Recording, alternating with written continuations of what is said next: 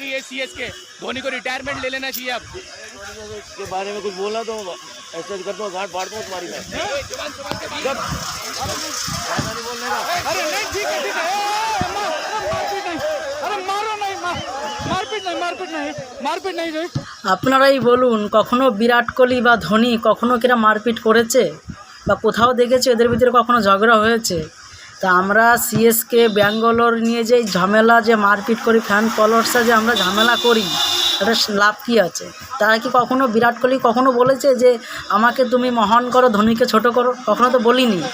বা ধোনি, মহেন্দ্র সিং ধোনিও কখনো বলিনি যে বিরাটকে ছোট করো, আমাকে বড় করো, কখনো বলিনি।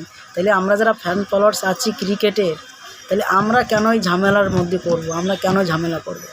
আমরা কি একসঙ্গে খেলা আনন্দ উপভোগ করতে পারি না?